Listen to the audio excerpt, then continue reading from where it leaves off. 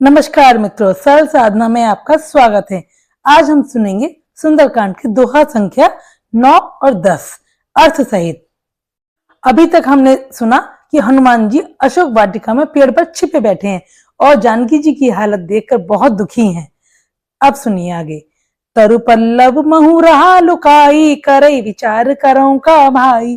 तई अवसर रावण थे आवा, संग नारी बहु किए बनावा। बहु विधि खल सीता ही समझावा, सामदान भय भेद दिखावा।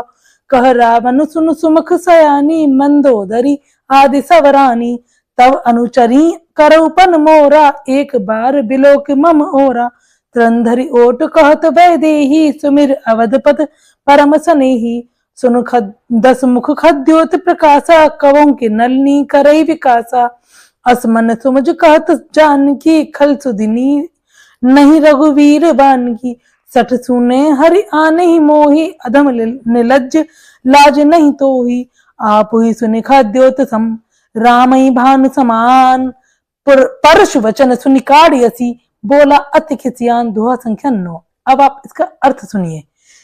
जिस समय हनुमान जी वृक्ष के पत्तों में छिप रहे और विचार करने लगे कि हे भाई, ऐसा क्या करूं कि इनका दुख दूर हो जाए, उसी समय बहुत सी स्त्रियों को साथ लेकर सज धज कर वहां रावण आ गया।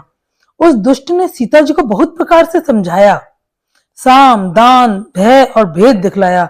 रावण ने कहा, हे सुमुखी सुनो, मंदोदरी आदि सब रानियों को मैं तुम्हारी दासी बना दूंगा, ये मेरा प्रण है। तुम बस एक बार मेरी ओर देखो तो सही। कौशलाधीश रामचंद्र जी का स्मरण करके जानकी जी तिनके की आड़ में पर्दा करके कहने लगी। क्या कहा है, हे दशमुख सुन, जुगनू के प्रकाश से कभी कमलनी खिल नहीं सकती। जानकी जी फिर कहती हैं, तू अपने लिए ऐसा ही मन में समझ ले रे दुष्ट, तुझे रघुवीर जी के बाण की खबर नहीं है। रे पापी, तू मुझे सूने में हर लाया है। अधम निर्लज्ज, तुझे लज्जा नहीं आती। अपने आप को जुगनू के समान और श्री रामचंद्र जी को सूर्य के समान सुनकर, सीता जी के कठोर वचनों को सुनकर रावण तलवार निकालकर बड़े गुस्से में आकर बोला, सीता ते मम कृत अपमाना, कटे हूं तव सिर कठिन कृपाना। नाही तत्सपदि मान मम बानी, सुमुखी होते न जीवन हानि।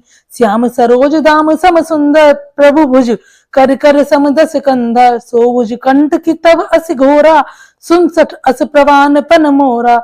चंद्रहास हरु मम परितापम, रघुपति विरह अनल संजातम। शीतल निशित बहस बर धारा, का सीता हरु मम दुख बारा। सुनत बचन पुनि मारन भावा, मैं तनया कह नीत बुझावा। कह सकल निश्चर बुलाई, सीते ही बहु विधि त्रास उजाई। मास दिवस महु कहा न माना, तो मैं मारे काढ़ कृपाना। पवन गयूं दस कंधर, यहाँ पिशाच निवृंद।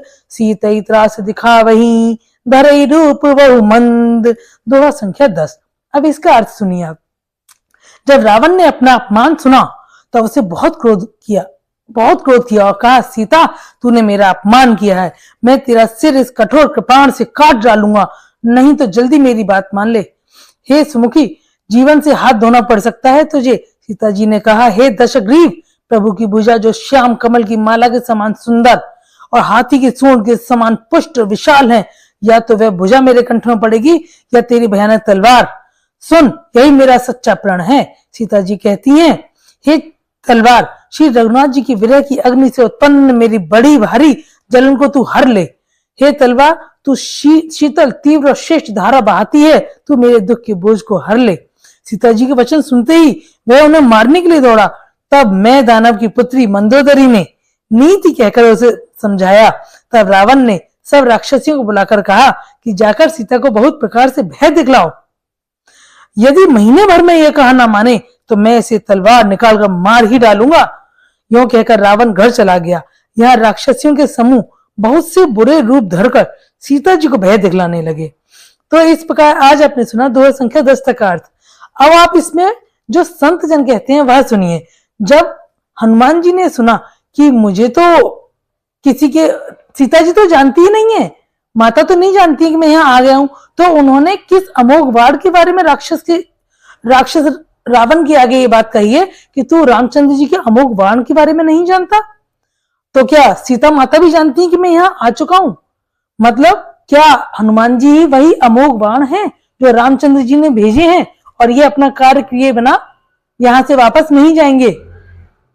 और यह सुनकर के हनुमान जी को अपने मन के अंदर ही बहुत शीतलता प्राप्त हुई कि मैं यहाँ आया हूं तो अपने कार्य को करने के लिए सीता रामचंद्र जी के आशीर्वाद प्राप्त होकर के ही अब मैं इस कार्य को सफल बनाऊंगा। और कुछ संत जन ये भी कहते हैं कि ये जो घास का तिनका उठाया था सीता माता ने, जिससे अपना पर्दा किया है, क्यों?